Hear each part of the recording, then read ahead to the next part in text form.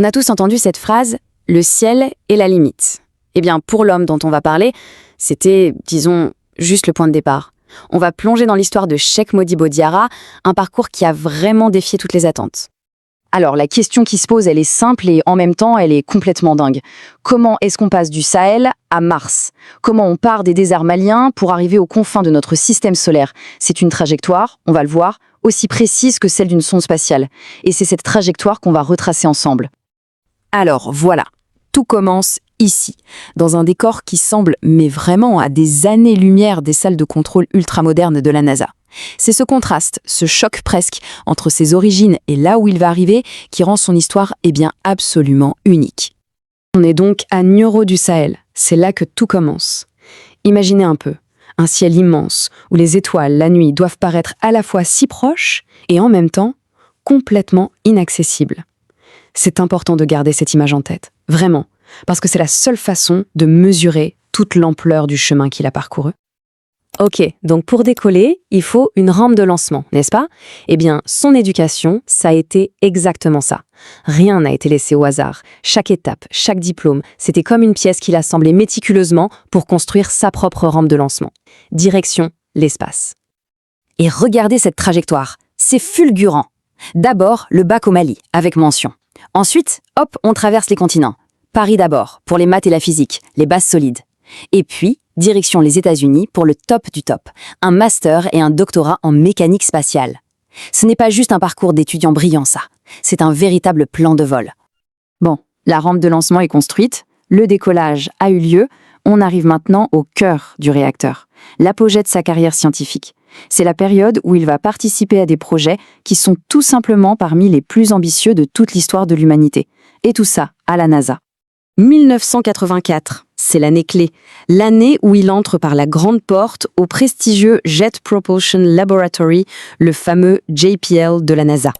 Là, c'est officiel, sa carrière dans l'exploration spatiale est lancée. Et regardez un peu la liste des missions sur lesquelles il a travaillé. C'est un véritable tour du système solaire. La mission Magellan vers Vénus, Ulysses pour aller voir le Soleil de plus près, Galileo, direction Jupiter, et bien sûr, Mars Pathfinder, la fameuse mission vers Mars. Mais attention, il n'était pas juste un scientifique qui analyse les données, non. Il était l'un des pilotes de ces engins. C'est lui qui calculait ces trajectoires incroyablement complexes. Alors, navigateur interplanétaire, ça sonne bien, mais ça veut dire quoi concrètement? Eh bien, imaginez que votre GPS doive guider une voiture qui roule à des dizaines de milliers de kilomètres par heure à des millions de kilomètres de distance. C'était ça, son job. Tracer des routes invisibles dans le vide de l'espace. Un travail où la moindre erreur peut vous faire rater complètement une planète. On parle ici de précision absolue. Et puis, après avoir navigué entre les planètes, sa propre trajectoire va connaître un virage à 180 degrés. Il décide de se concentrer sur une nouvelle mission. Cette fois, non pas dans le ciel, mais sur Terre. Et plus précisément, sur son continent d'origine.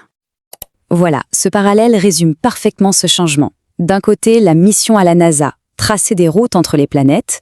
De l'autre, sa nouvelle mission en Afrique, construire des avenirs sur Terre. On quitte la navigation spatiale pour la construction humaine. C'est la même ambition, mais le cap est totalement différent. Et son action, elle devient très très concrète. Il ne fait pas que parler, il agit. Il lance la fondation Pathfinder pour pousser l'éducation scientifique, il crée un laboratoire d'énergie solaire, il dirige l'université virtuelle africaine, et en 2006, il devient même le patron de Microsoft pour toute l'Afrique. Son credo était simple, c'est bien de rêver aux étoiles, mais c'est encore mieux de donner aux autres les outils pour qu'ils puissent les atteindre. Et l'histoire ne s'arrête pas là. On entre maintenant dans un chapitre, disons, plus turbulent, plus complexe aussi. Le moment où il décide de s'engager dans l'arène politique de son pays, le Mali. Regardez cette chronologie, c'est vertigineux. En 2011, il entre en politique. En avril 2012, il est nommé Premier ministre par intérim en pleine crise nationale. Et en décembre de la même année, il est arrêté en pleine nuit et forcé de démissionner.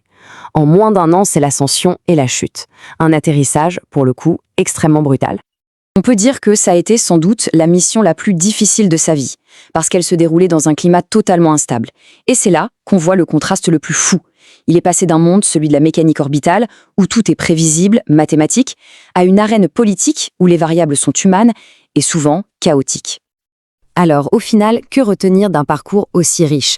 comment on résume une vie par elle? Eh bien, son héritage, il se définit peut-être par sa capacité incroyable à connecter des mondes qui, à première vue, n'ont rien à voir les uns avec les autres. Sa vie, en fait, c'est comme un pont.